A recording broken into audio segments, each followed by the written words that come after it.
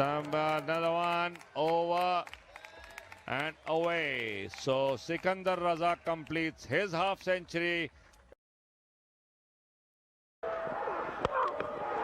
It's a full toss and a no ball. And he's 100. Well played, young lad.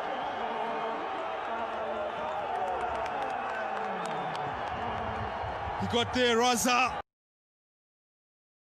Two of just 40 deliveries. Wayne Parnell struggling to grip the ball and struggling to finish off this last over. Last ball of the first innings. And Raza goes for another one. It will go all the way for another Fog maximum. What a way to finish. Consecutive sixes. And Raza has played a blinder here. Hello everybody and welcome to another episode of Shakey's Sports Journeys. I've taken about a 2 or 3 week layoff just to refresh the batteries, and I'm back with a bang with a very special guest today. I'd like to say Assalamu alaikum to Sikandar Raza Batsab. Walaikum assalam, Shaky. Shaky, good to be on your show, brother. It has taken me some time, but alhamdulillah, we're here now. Listen, I know you're a very busy man. You were in the Caribbean. We'll talk about that later. And now I know you're in lovely Pakistan, and we'll talk some more about that as well later. But let's just start by talking about where it all started for you. So you were born 24th of April, 1986, in lovely Sialkot, Pakistan. Very well known for all its sporting goods. I'm very sure that you probably visit the local factories quite regularly. Very regularly, Shaky, very regularly. So you were born 1986 in Pakistan. Tell me about your family background, you know, where you grew up and what life was like in Pakistan.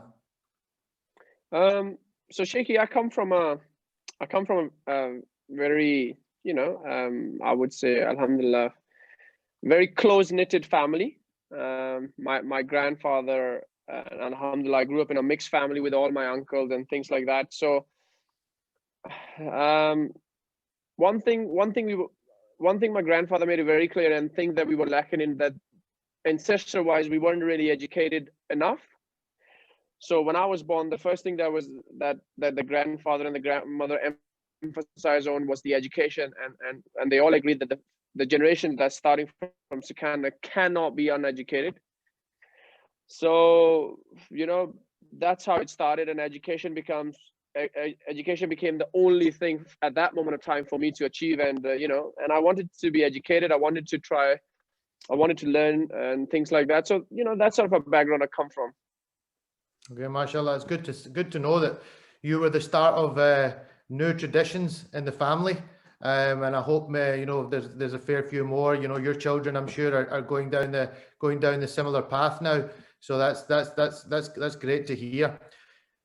Cricket, then, surely the fact that you had Pakistani roots had a big part to do with your cricketing interests.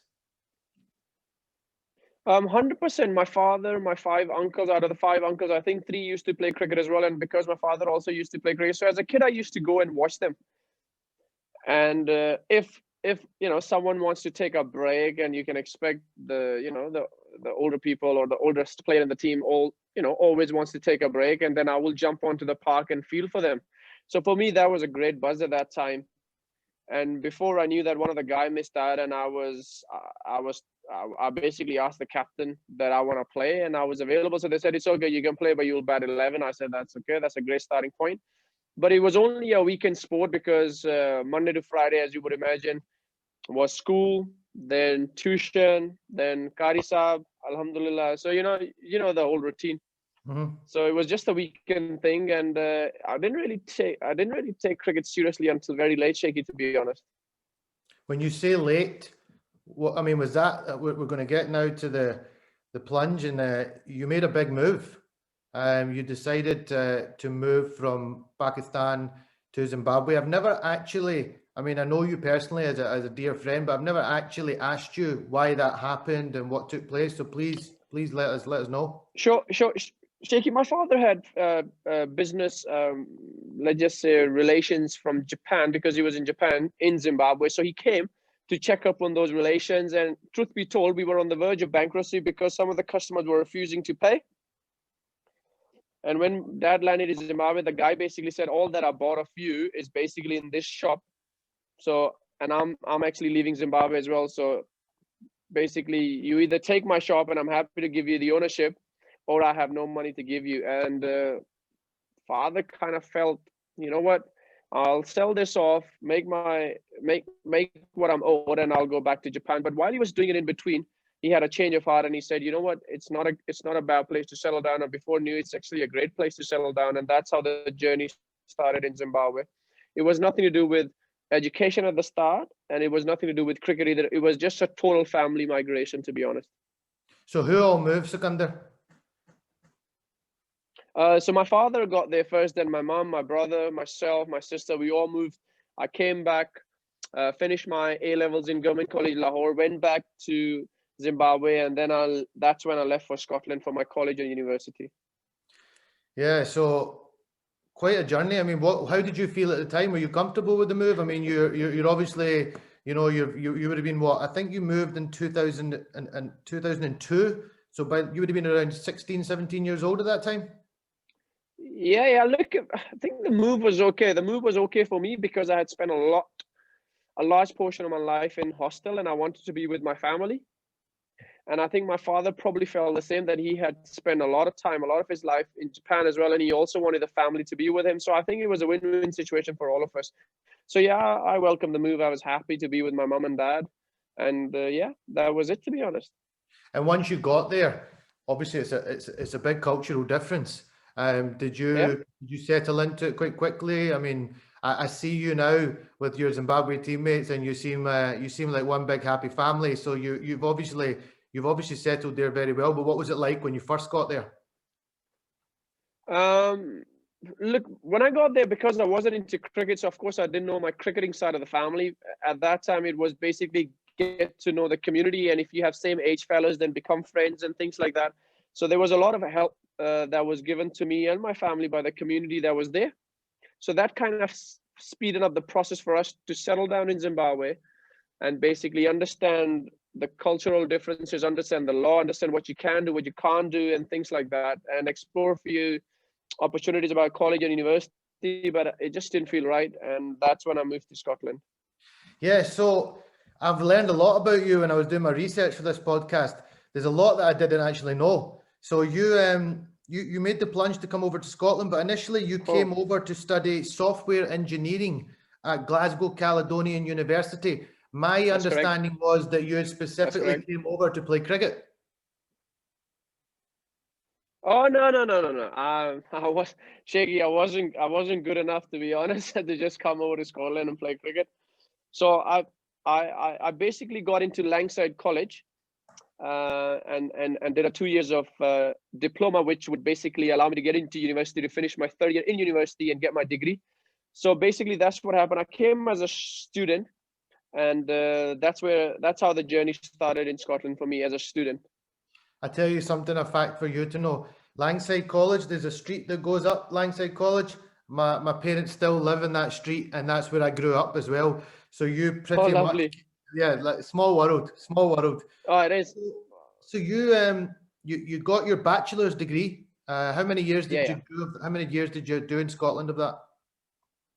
3 years to get to my BSc, but I took a gap year out and I came home. So otherwise, if you look at the time of the degree, it was 3 years, but because I took a gap year, so it took me 4 years.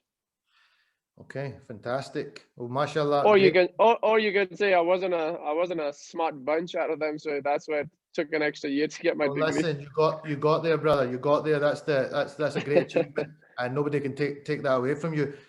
So, when did you wander down Sinclair Drive and decide to appear at the mighty Wears Cricket Club? So what happened was a very good friend of mine still, she was my basically badge mate. We had a lot of subjects together.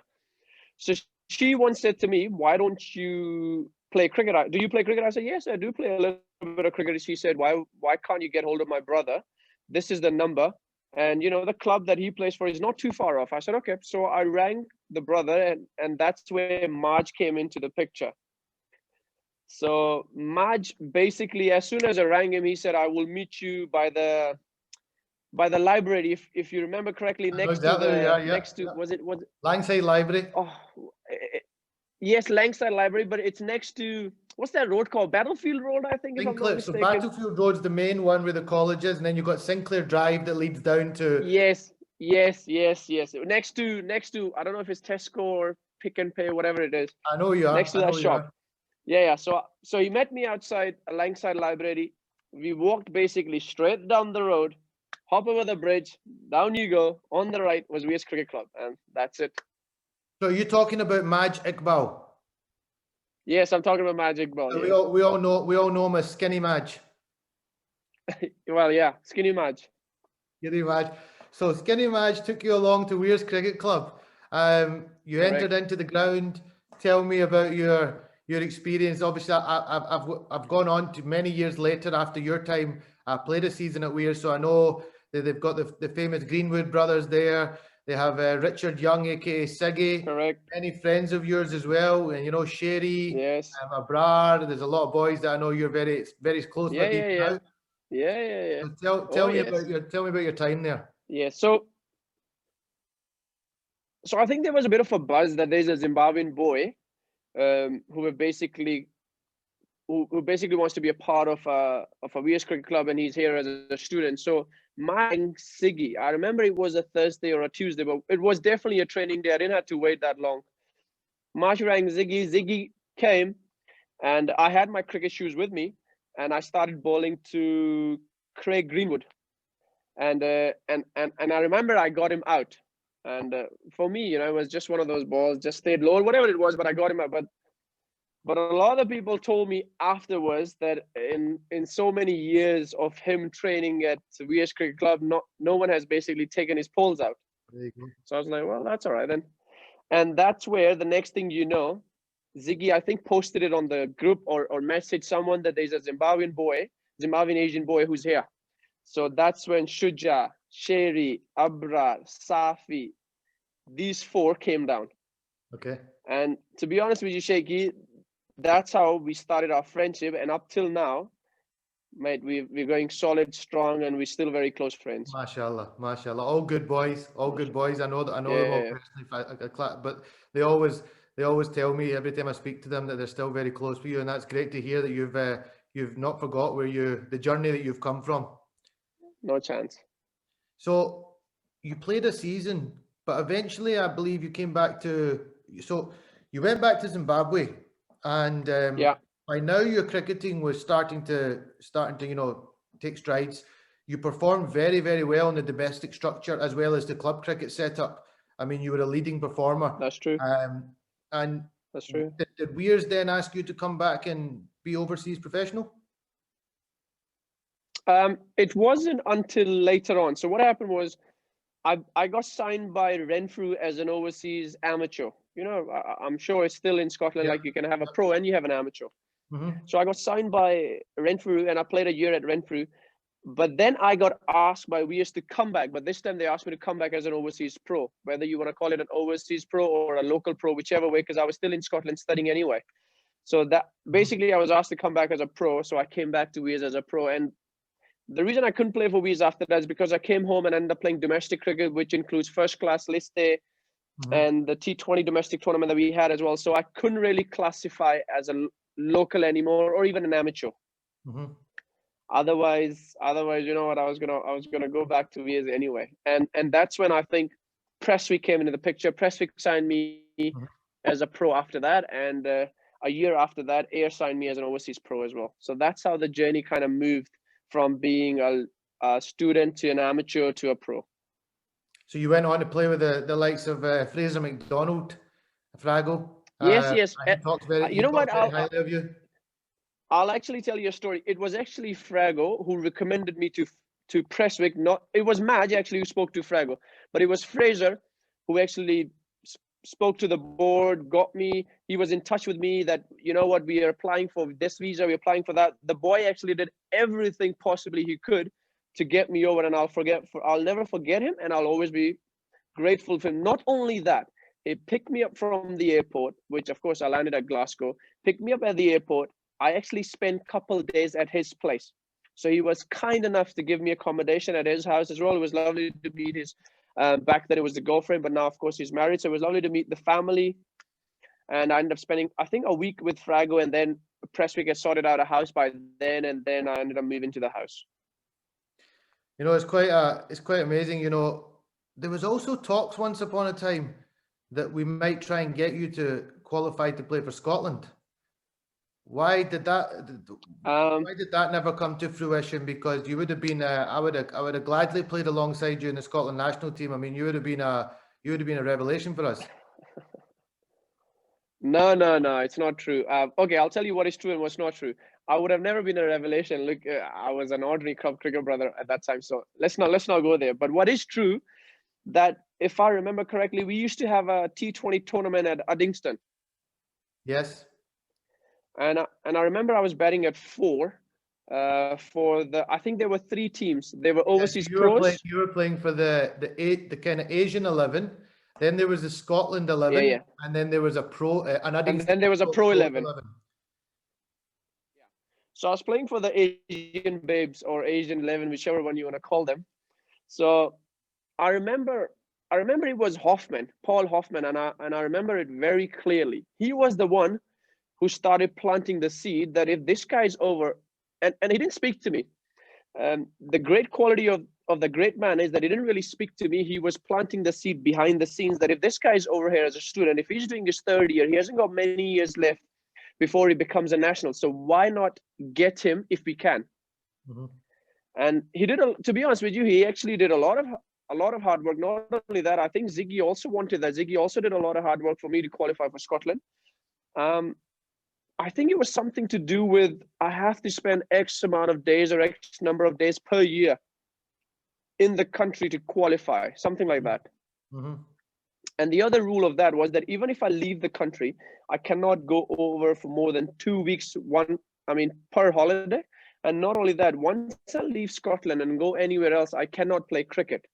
It was some of those rules like that. Mm-hmm. And for me, I said, no, I've spent a large part of my life away from my mom and dad. I've been given an opportunity where if I have holidays, I can go home, spend time with them. And I remember I used to go home Easter holidays just before the season starts. I'll go home. Of course, then there'll be Christmas holidays where university colleges will shut. I'll go home. So I never wasted an opportunity to go home and spend time with my family and things like that.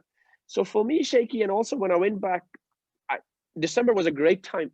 November, December is a great time to be involved in Zimbabwe cricket as well, because for us it was summer. Mm-hmm. So it was kind of like a great timing for me to play some sort of a club cricket or even domestic cricket in Zimbabwe if I was lucky enough, and then come back in half decent touch to be ready for the season. Mm-hmm. So yes, there was a bit of a talk, and it all started by Paul Hoffman. I want to remember him. I want to mention his name because the man was kind enough to see something that I didn't know I had. So I'll always be grateful for that.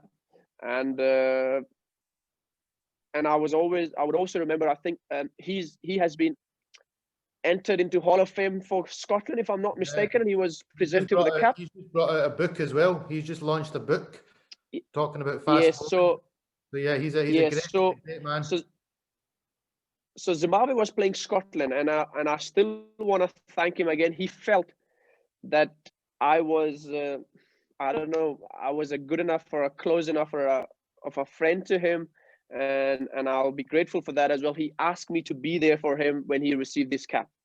So for me, that's a great honor for a guy like Paul Hoffman to ask me, Raza, if you can be available while I receive my Hall of Fame cap from Cricket Scotland, which I'm very thankful. So I don't remember all these little bits that people have done behind the scenes, and I remember them, alhamdulillah, because they have been great people who've tried to do a lot of great things for me for the time that I'd spent in Scotland. No, that's excellent. It's really lovely to hear. I know, that's when I've got to know you during those periods of time, and you were very loved in Scotland, and you always have lots of friends here. Actually, just to take you back to that day at Uddingston, I remember it very well, and you should thank me for this, Sikandar, because you were on 45, okay, and I was on the deep mid wicket boundary, okay, and you hit one to all deep right, mid wicket. Basically, I could have probably eaten the ball. I put my hands up and I parried it over the line for 6. as you made your way to 50. So you can, you know, that was my love for you. I didn't want to catch you out. I wanted you to get 50. I better not say that. There could be match fixing allegations or something put against me. Unfortunately, there was no money. Nah. Or shaky, you can say that I picked a perfect fielder to get to 50. You definitely picked the perfect fielder, bro. Definitely picked the perfect fielder. Okay, so Scotland. Shaky, before we go forward, I Yes. want to go back as well.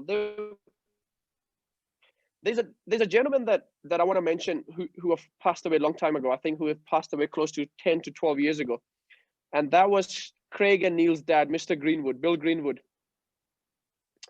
I am telling you, in my opinion, when I got there, I think that was the last time I saw him, because that was the first year at Weers was his last year at Weers. After that, he stopped coming to Weers. But he was the one who saw something that I think no one saw. And apparently he made few predictions that in the little that he saw, where it wasn't just cricketing abilities, how I went about my business, he made that prediction of things like that. He said, we have just found a very good guy. And I'm sure he wasn't thinking that I'll play international cricket, but he said that he's a good addition to BS Cricket Club. And before I thank anyone or everyone for that matter in Scotland, Bill Greenwood, for me, I would always be thankful and grateful for the opportunity that he gave me at Weers and convinced everybody to invest in me. No, it's good. And again, Mrs. Greenwood, I'm telling you, Mrs. Greenwood loved me. Absolutely loved me. I think they all loved you at Weers, bro. When I went there, you know, it was clear to see that they were all very, very fond of you. And I know you're, like I said, they'd love to see you when time permits. If you get a chance to come over to Scotland again, maybe, hopefully, inshallah, in the near future, there'll be a tour or some sort of cricket that takes place. We'd love to see you over here again. So you went back to Zimbabwe. You dominated in first-class cricket. You started making a name for yourself, both with bat and ball. From what I remember, when my early days knowing you, you were more of a batsman, but that's certainly changed. You know, you formed into a genuine, proper, you know, top-class all-rounder with your off-spin as well. You went on and you got selected in the preliminary squad 2011 for Zimbabwe. Unfortunately, you didn't make the cut for the World Cup. How did that feel at the time? Oh no! So this is how people. This is where how the story goes, and people really need to understand. Zimbabwe started investing in me, knowing very well that I will not be able to represent Zimbabwe until 2013. Okay. So Zimbabwe always had me in the squad. If I was doing well in club cricket or domestic cricket, whether it was first class list or T20, they would always have me in a 30-man Premier squad or a 25-man squad. So Zimbabwe started invested in me before I made my debut anyway. So they would call me for the camps, very well knowing that I will never be able to, well, not never, I would not be able to play the next tour. Mm-hmm. But Zimbabwe started investing time, money, effort, you know, everything into me starting from 2010, 2011, to be honest. Okay. So when I got my citizenship, which takes 10 years, so once I completed my 10 years in Zimbabwe, I was given my citizenship, my passport, and Shaky, I can tell you that after 2 weeks of that, because by the time I got my citizenship and passport, Zimbabwe was playing Bangladesh in a test match. And as soon as I got my passport, Zimbabwe had announced me in their ODI and T20 squad for Bangladesh series anyway. Wow. So, you know, so it wasn't that I didn't make the cut. It was the fact that Zimbabwe started investing in me for 2-3 years, knowing that this boy can only play for Zimbabwe for 2013. So by the time we'll get on to talking about your debut, etc., very shortly. But so by the time you got to that point, you were pretty comfortable with your surroundings. You're pretty comfortable with the squad. They knew you, you knew them. And that's awesome to hear that they were already, you know, they were planning, the plans were being put in place. Something I wanted to bring to your attention, a little memory for you. Something that really got you noticed again was you had a great performance for Masvingo Sports Club, an opening stand of 161 with Chamo Chibaba. Do you remember that well? Yeah. Yes, I remember that well. So Masvingo was Masvingo is a small city, and the franchise is called Rocks. So I was playing for Rocks, and Chamo was my opening partner, and I know we speak about 160 or run partnership at the top, but we had those partnerships quite a lot actually. So Chamu and I basically, as opening partners, we used to normally score most number of runs compared to other franchises as an opening pair.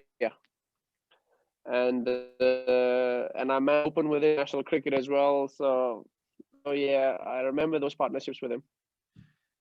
You again, the selectors they had their eyes firmly on you. You were selected for a training squad for the Australian A and South Africa A tri-series, but you still at that point did not have citizenship. But it just reinstates of what you were saying, that they wanted you around the squad. They were preparing you to get ready to come in. 93, you went on to score a 93 off 48 balls for the Southern Rocks against Matablan Tuskers. Now, the thing that really caught my eye when I was looking at this is you opened the batting with a certain guy, absolute hero to me and hero to many. And what an honour it must have been for you to open the batting with Brian Charles Lara. Yeah. So I'll tell you a funny story about that. So Mr. Lara and we lost the first game, and Mr. Lara said, "Look, listen, I'll open in the next game because he batted 3 in the first game." So he asked me, "Raza, what do you think after 5 overs? What is a good total?" No, 6 overs. And I said 75. And he said, "Raza, 48 for no long, good total." Now, me being young, naive, I didn't understand. I said, 48 for what? Anyways, we ended up being 73 for 0 in 6 overs. And I remember clearly BC just kept laughing. He did not say a single word. He just kept on laughing, and I didn't figure out why he was laughing. All he said to me, "I'll take a 1. It's okay. You keep doing what you're doing." But he kept laughing.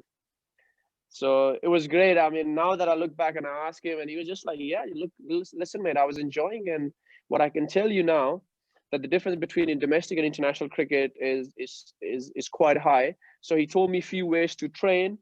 If you can train that way, so that when your time comes in international cricket, you'll be well equipped and better prepared. And those things have stuck with me until now.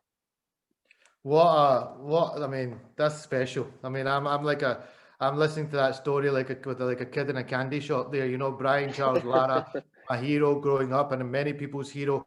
To get the chance to get his mentorship before you came into the international scene must have just been what a privilege. ODI debut, May 2013. You became the 116th player to represent Zimbabwe. What the journey really now is starting to make sense. You've got your bachelor's degree, you've done your apprenticeship in cricket, you've qualified, and here you are now representing your country. Proud moment for you and your family. Yeah, look, Shaky, 10 years is a long time, and I know the dream didn't start 10 years ago, but still, if you look at that, I've been in the country for 5 years or 6 years, and I've stayed in domestic cricket for 4 years. And once you're handed the cap for your ODI debut, I think all the struggle, all the pain, all the tears of those 10 years went away. Just one cap, believe it or not, just one cap. You are caught for some time, like for a little while. I think it is fair to say that I was caught in a moment that, listen, I can't even remember what I did yesterday because of this cap. I forgot about all the failures, all the success. I forgot everything. I literally forgot about everything. All I remembered was 10 years and one cap. MashaAllah. Of course, at that point, I didn't know which direction my career is going to go, how much more Zimbabwe is going to invest in me, would I have success, would I have failure, would I have both, how much would I have success? A lot of these questions started to come later on, but at that time it was like 10 years in one hand and one cap in one hand. Well, we're very proud of what you've gone on to achieve, and we'll talk about some of those things. But yeah, I can see how much happiness you feel when you're even thinking about that moment of when you got that cap, because all that hard work and everything, all the dedication, your parents, everything, all the efforts of everybody, all came together. You started off a little bit slow. First couple of games didn't really take the world by storm. However, then in your 4th ODI, you scored 82 off 112 balls versus the mighty India. You must have been pinching yourself at that point, thinking, because until you do something like that, it's probably in your mind that am I good enough to be at this level? Shaky, I think I stayed in a happy spectrum equilibrium. Like, I never thought, am I good enough to do it? But I also never thought, I'm definitely not good enough to do it. Okay. So I never allowed myself to doubt myself, or I also never allowed myself to basically put that negativity in my head, saying that I'm not good enough. For me, I think because I couldn't become a pilot, I became a software engineer, couldn't pursue that degree. I ended up becoming a cricketer. So hostel life, staying on my own, taking right or wrong decisions, things like that. So I think life and traveling teaches you a lot of things, to be honest. Mixing with different cultures teaches you a lot of things. So, and I remember when teams used to come, and if I can get my hands on a cricketer, I would love to ask questions. And I think with all the information and the knowledge I get, I think I've kind of managed to form that space where I never doubted myself, but neither did I allow myself to basically have the negative. It was, I worked hard, inshallah. If it happens, it happens. If it doesn't happen, it doesn't happen. What will be, will be. Inshallah, I want to do well, and let's see where I go. MashaAllah, good to have your faith in Allah subhanahu wa ta'ala when you're moving forward. I'm sure he's guided you along the path very much. You went on then, another very proud moment. Test cricket now, I believe you scored a 60 against Pakistan at the Harare Sports Club, which was obviously on new home soil as a Zimbabwean, but playing against your mother and fatherland must have been a very proud moment for you. So I wasn't meant to play that test match, but because BT had twins that morning, literally BT had a boy that morning, not twins, BT had Mason that morning, his boy that morning. And he rang the coach at 6 a.m. that listen, I've been blessed with a baby boy and I am shattered. I'm fatigued. There's no way I'm going to make it to the ground. I'm going to stay with my boy and my wife because the baby came at early hours in the morning. And I'm strolling because I knew that I'm not playing. I'm strolling in my slops, happy days, like a happy penguin. And mentally ready, baggy green is there. Well, I didn't have it. So I brought the cab. Yeah, I'm carrying drinks, happy days. Absolutely switched off. And now I see my coach running at me, panicking. Raza, BD can't play. You have to play today. He had a baby. You're playing. That's all. That was it. Well, that was it. Sometimes that could be a good way to just get the call because you didn't really have much time to think about it. You're in the driver's seat. That's it. Time to go. Maybe if you'd had to think about it all the night before, you would have had the nerves and everything else. You never had time to do any of that. Yeah. So all I had time was to ring my father from the gate to the steps of the changing room where we hand in our phones. And I said, listen, I'm playing today. I'm almost there. I'll speak to you, inshallah, later. And that was that. The only man I rang was my father. That's it. MashaAllah. And I said, of course, he was going to tell the whole family, but I only had time to ring one man. Okay. So you made a 60. So, you covered your teammate who had been blessed with a baby boy. And, you showed the coach and you showed the squad once again that, you're a reliable player. So it must have been a proud moment for you, and to do it against Pakistan must have gave you a lot of pleasure. Yeah, I don't think so. My teammates think I'm a reliable player, and I don't think so. I am too. Rush of blood, a moment of madness. Too many of those in my career so far, and I think I'll stay that way. But Shaki didn't give me more pleasure because it was against Pakistan. Again, talking and being in the international changing room and exchanging and speaking to some of the greats of the game as well. What I said to myself that I will respect each nation basically on the same level. I can't respect Australia more than I respect Hong Kong because I don't want to put too much focus here and here. I always wanted to make sure I put all my focus and all my energy that I'm playing for Zimbabwe. Whoever the opposition is, so be it. No, it's a good humble attitude, I think, to have. So the reason I do that is because then I don't get caught in emotions. I don't get caught oh wow, the other guy have that. Oh wow, I was born in this country. Oh wow, I have a lot of mates in that country. Oh, I have to do well because, you know, my cousin or my brother or my, you know, whoever, or my, a lot of close friends are playing in that team. Wow, I have to do. No, man. I just play for Zimbabwe. That's all. Good man, good man.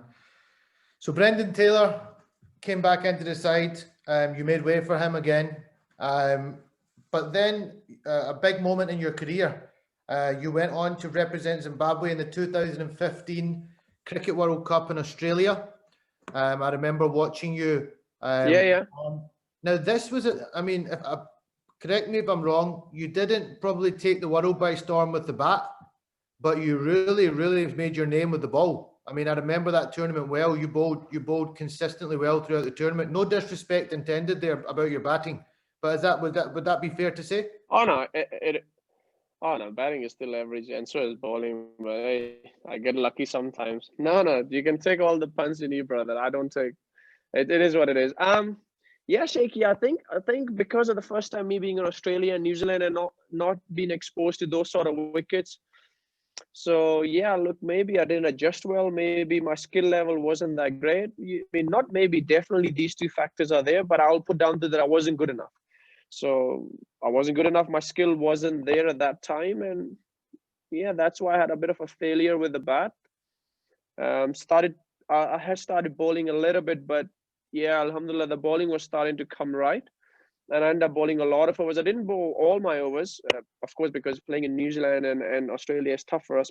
But I ended up bowling still quite overs and had a half decent, respectable economy, if you know what I mean. No, I think you're being very modest there. I remember you bowling in that tournament, and I knew you bowled a bit, but I didn't think you were like an ODI specialist, and I was really, really impressed with the way you held your own against all the nations you played against. I wasn't. Shaky, you're being far too kind. I definitely wasn't a specialist. I was a part-timer, man. Still probably am a part-timer. So from there, one of my, I think it's got to be the biggest performance that you have given in your career. And I remember the time when it happened, I was just like in awe of you that you have achieved this. And it was 100 that you scored when international cricket had returned to, Pakistan. And you scored 100 of 84 balls against Pakistan at Gaddafi Stadium, Lahore. I remember your arms aloft when you scored your 100. What an achievement! How proud a moment for you and your family. Tell me about that. The good thing was the family was there, so they saw me playing live. A lot of the family members were there actually. Shaky again. What was important was that I got 100. We put a lot of runs on the board. Unfortunately, we couldn't win that game, but we ended up scoring 293, if I'm not mistaken. Shaky again. I would say that it was a proud moment because I got 100, but against a quality opposition. But alhamdulillah, Shaky, I don't know what more to say about that. Yeah, you're being modest. You're a humble man. I see that, and but for me, looking on as a fan, looking on as a fellow cricketer, to do that, being born and bred in Sialkot, your mother, your father, everybody there present, is a very proud moment. And I'm sure when you look back, when you retire, you can maybe tell your grandkids, I once scored 100 at Gaddafi Stadium, Lahore, and I'm sure they'll be very, very proud of you. You made your T20 debut. Oh, I won't be. One thing you're gonna be very Shaky. Be assured, I will not be telling that to anyone. Alhamdulillah, it's done. If someone asks me, you nod your head and you say yes, I did it. Alhamdulillah, it's okay. I'll tell a few people for you then. Okay, you tell them, Shaky. You tell them. I'll be happy to do that. So you went on to make your T20 debut around November 2013. You were actually the youngest player at 17 to score a 50 in that format. Do you know that? Or have I got that fact wrong? Now I know that. Now you know that. There you go. You learn something new every day. I don't know, Shaky. To be honest. Humble, brother. Thanks, Shaky. Humble. Mashallah. We're almost getting to the end of talking about, and then I want to just finish with a few things. But another big moment for Zimbabwe cricket came when you toured Sri Lanka. and you scored a match-winning knock to win the series 3-2. Now, this was the first time Zimbabwe had won a series away from home since 2009. And to do it in Sri Lanka, against Sri Lanka, who's a very, very tough team to beat on their home conditions. It's a very good one-day international team, as we know. That must have been a great feeling for the squad, you know, the country, everyone.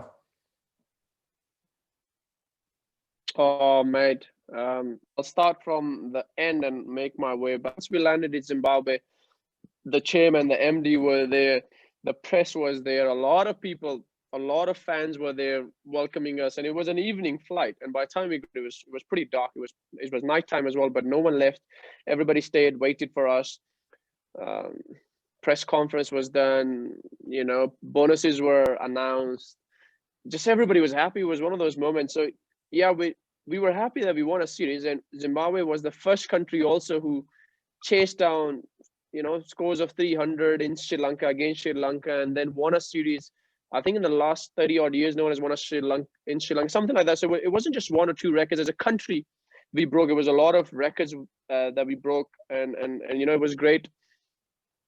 So yeah, listen, Sri Lanka remains again one of the favorite memories that I have so far with Zimbabwe cricket team, because we won 3-2 in Sri Lanka against Sri Lanka. Oh, fantastic. It was a great, and probably a bit of a tough time in Zimbabwe cricket as well, because it had been a while since you were kind of, you know, achieved those heights. I mean, my memories obviously go back to the 99 World Cup when Zimbabwe were really making a name for themselves. You had loads of legends.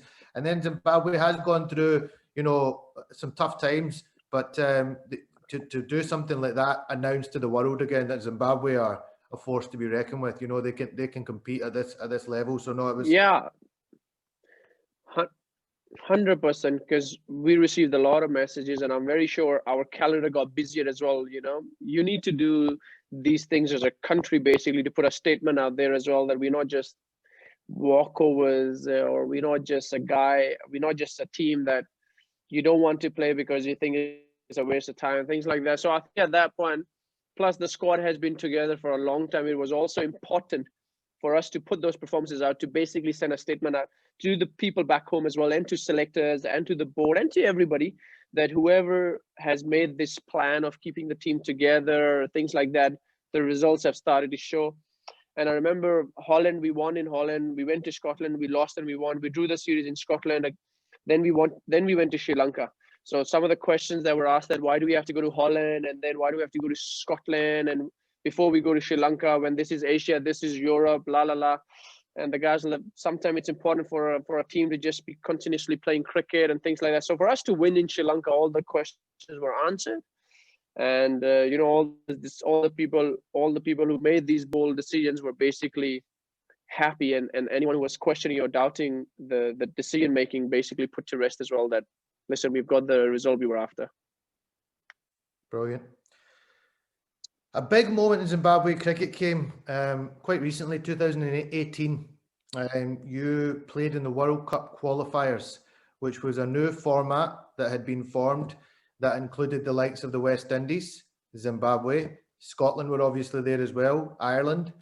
Now, you personally, mashallah, great tournament, 319 runs, 15 wickets, player of the tournament.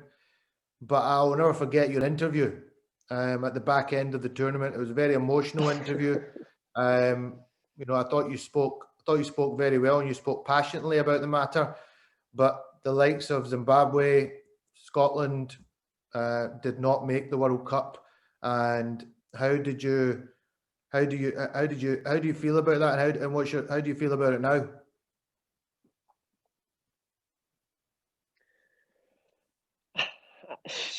Shaky, no one understands the pain of basically qualifiers more than Zimbabwe.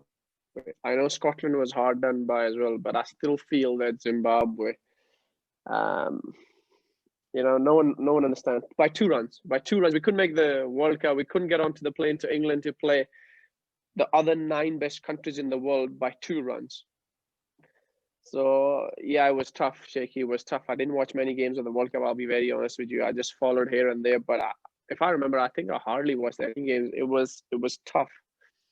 it was tough to basically not see Zimbabwe. It was tough to see not to see myself and my country and my mates there when we felt we played the best cricket of our time, of our career, of the tournament as well.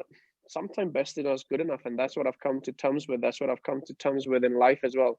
You give your best, and sometimes the best is not good enough, and you take what the result may come with it. Yeah, look, I've got my views on it. You know, I believe it's called a World Cup for a reason. You know, you watch the Football World Cup, you watch the Rugby World Cup, and you see some great stories coming out of it. And I think in recent times, the likes of Ireland, you know, have won some games, big games. You know, the Dutch have won some games. You boys have obviously been upsetting the odds at many World Cups. It was pretty sad to see. I think quite easily you could have included Zimbabwe, Ireland, Scotland, and it would have been a really good introduction to have all those teams in the World Cup. And I hope it's something that gets looked at in the future. I know the T20 is being looked more at as the format that can allow the associates to come through, but I still think there's a great place in the 50-over format to see more of these teams playing, because I personally believe, as a Scottish ex-Scottish player, that the Scotland team is as good as it's ever been, and it showed recently when we beat England in a fantastic ODI.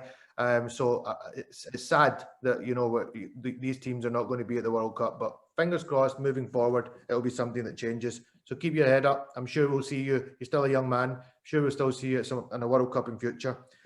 Now that kind of brings me to Shaky, international career. the body and the bones tell me otherwise. I'm not sure about the young man. Now behave yourself. You're 2.5 years younger than me. You got plenty of time to play. So one of the things I wanted to touch on before I finish with a few questions was you've had a lot of experience now as a franchise T20 cricketer. I mean, to name some of the places, I believe you've played in Canada. You know, and one of the big recent, I think you've played in it a few times, but you were just part of the Trinbago Knight Riders that won the CPL tournament. Is that correct? That's correct. Very, very, very proud moment. I seen you charge. You were the first guy out the seat to charge on the pitch when your team got over the line. How was that? Obviously, it was totally different experience as well. You were in the bubble. You know, playing under new COVID restrictions. How was that for you? So I think it is fair to say that bubble is tough. Bubble is depressing. I mean, you've got to look after your physical state as much as you're more than that. I think you've got to look after your mental state. But I think CPL showed way to the rest of the world as well that cricket can be played under certain or with some restrictions or things in place. So the first 14 days were tough, I get that, but it was important, I also get that. But once the training and the cricket started, especially when the game started, especially when we started to see one another and speak to one another, I mean, all of the teams were in one hotel anyway, so you see your friends, you also see you make new friends, and you ask questions from DJ, you ask questions from Paulie, from Sunny. Now you're starting gathering information, knowledge. And for me, that is a real key for any cricketer to improve and get better. Then the time flew. Plus, alhamdulillah, we kept winning. I think, of course, if you win, there's a different buzz around the team. And after the first 14 days, I can't tell you how quickly the days went. It just flew by. And obviously, it was a successful tournament for you and your team. You had a good an old teammate of mine playing in your side as well, I believe, Mr. Fawad Ahmed. Oh, what a legend! Yes, he's a great man. He's a great man. 100%. I was a bit disappointed for my old mate Darren Sammy. He was obviously the opposition captain that lost the final. And he did. I have had a little message from him. When I gave him my condolences, he said he'll get you boys next year. So you best be ready for that. No, that's fine. You know, I think this is great. This is what you want to hear. That Sammy lost. I mean, his team lost, but alhamdulillah, his spirits is high. He wants to come back stronger, and I think TKR will do the same. You know, you always chase the trophy. It's not just Sammy and the Zooks boys. I think it's the rest of the teams as well. They want to come harder. They want to come better at TKR as well, because we're the champions. And alhamdulillah, whether I'm part of TKR or not, my heart will always be with them for a very long time. But if I'm part of them, then of course we will up our game as well. We will prepare better. we would also have to up our game, because if you're stagnant, then other teams will always take over. Yeah, you've made the benchmark, so they'll be setting now. They'll be looking at you in all the areas where they can do better. But no, exciting times ahead for the CPL. It's a good tournament to watch. 100%. Some just coming towards the finishing point. Some important things. You're currently in Pakistan. You're on your loan Yes. in your hotel room. It looks like at the moment. You're about to. What Correct. is the series format? What are you playing out there? I've not done my research on it. What's getting played? That's okay. We've got Shaky. We got 3 ODIs and 3 T20s in Rawalpindi. All the games are here. Okay. So how's training going? How's the preparation going? How's the hospitality in Pakistan? Yeah, look, we don't have to answer that. I mean, the hospitality is always top notch here. Top notch. I mean, Shaky, I'm telling you, there's nothing to worry about, as in everything is looked after. Everything that could concern Zimbabwe or Pakistan, because we're both in the same hotel, is looked after. All we have to do is rock up at the ground, train, and just left. Literally, that is it. I mean, the hospitality is beyond words can explain or I tell you. It is as simple as that, honestly. No, that's it. You know, anybody I've spoken to, you know, I've got a guest coming on, David Visa. He's currently going to be in Pakistan very, very soon. And he was telling me as well, he was saying the hospitality is second to none. You know, Darren Sammy's got practically citizenship of Pakistan. You know, he's that loved in Pakistan. And it's, I think we're close. I think you boys being over there is a great sign for the international cricket. There's talks of England coming, inshallah, next year. That would just be it'd be a dream come true, because as you know, Pakistan is part of my roots as well. And it's been sad.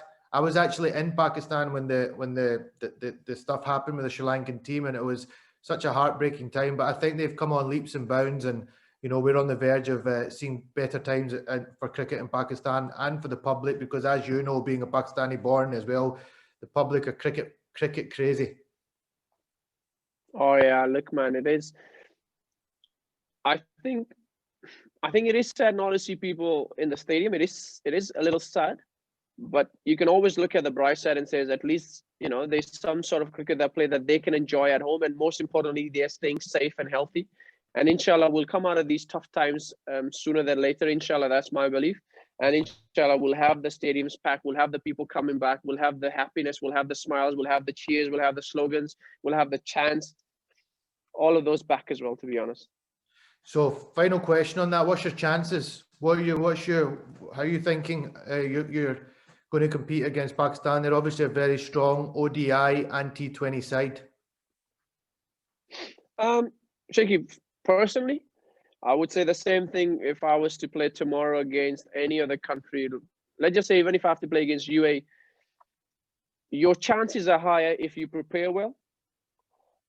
Your chances are higher if you trust your processes and look to do exactly what you know, look to go out there, how you have planned and prepared, and back yourself and your team and the plans, and the rest is up to Allah. So we've done all of that well. Sometimes we focus on results far too much and we forget about the journey to get to the result, which is what we call in cricketing terms of process. So for me, process. If we do our processes right, we'll have a great game of cricket. And again, I would say sometimes your best is not good enough on the day, and it's not good enough. Teams are scoring 400 and something and still losing the games, to be honest. So you can't say, oh, you could have done well there. You know, you played your best cricket, the other team came out and did better. And sometimes 220 can't get chased. So Shaky, result will look after itself, inshallah. What Zimbabwe has to do, what we have to do well is, inshallah, look after the process. And the result will look after itself. Well, listen, my du'as are with you, and I hope that you perform well. Unfortunately, I will not be supporting your team fully. I will be rooting for Pakistan. But look, may it be a great series for the spectators. May you and your team perform well. I guess just rolling into something you just brought up there. So you're a proud Muslim. MashaAllah. International sport has a lot of mental challenges, a lot of ups, a lot of downs, a lot of lonely moments. How has your faith helped you through this journey?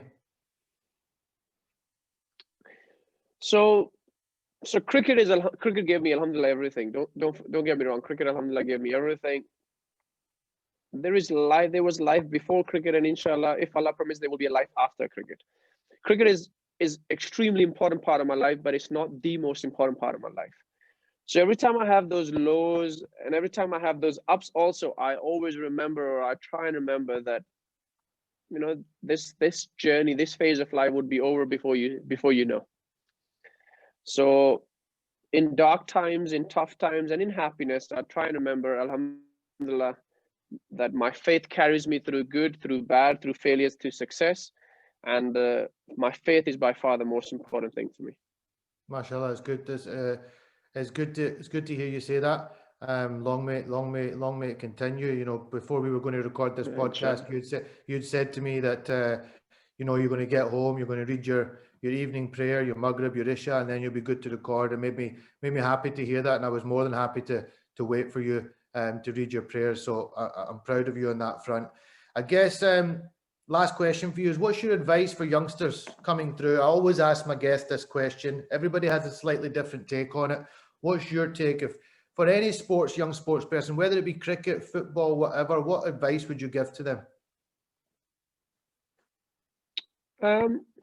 Just remember that to get to a certain point, never forget it's a journey. It's not like you wake up and tomorrow you're an international cricketer, footballer, tennis star, or whatever. Everything has a journey. A journey has phases. What sometimes I have seen recently, that people want to do it too quickly. Take shortcuts sometimes, maybe, I don't know. But everything has a time and place done for you. All you have to do is make sure you look after the journey. You do all the requirements that is there, whether you're a footballer, or whichever athlete you want to be. So what I always say to the youngsters that are around me, that never be wowed looking at your senior guys thinking, oh, he has that, he has that, he has that. You see now what he has, but what you were never there, or you never saw what he didn't have when he started his career. But maybe he had a difficult starting compared to you. Maybe you're in a better place at the start of your career than he was. So never look at the end product. Never look too far ahead like that. Always make sure you have you respect the journey, you respect the process. And any field that you're part of demands and requires sacrifices. You cannot get there going your merry way and thinking you'll get there eventually. It doesn't work like that. For you to be rewarded, you have to make sacrifices. And those sacrifices sometimes comes having an early night because you have a game tomorrow, spending time with your kit bag, you know, making sure your pads, your gloves are folded, not just chucking everything in the part of that. Not going out with your mates for a night out is part of that. Having to cut down on some sort of a food or a diet because it doesn't suit your body is part of that journey. All these little sacrifices that you may not consider as a sacrifice is a sacrifice. So for you to be somewhere where you want to be in a particular sport that you've decided for yourself requires discipline and sacrifices. If you're good at that, I can guarantee you sports will reward you more than your sacrifices. Fantastic advice, brother. I'm sure any youngsters that are going to listen and hear that, they'll take all of that on board. That's you know, it's a really good way to break it all down. And you're right, process takes time, but doing the right things is very important. Listen, I want to thank you very much for your time. We've been trying hard to get this done, but you're obviously in a busy cricketing schedule. You're in and out of bubbles, you're on planes, you're flying in and out of different airports. But alhamdulillah, it's been fantastic to talk to you and hear your story. I'm sure many in Scotland will tune in to have a listen because, you know, we're all very fond of you. Wish you all the very best for the upcoming tournament, upcoming series. Anything you'd like to finish by saying?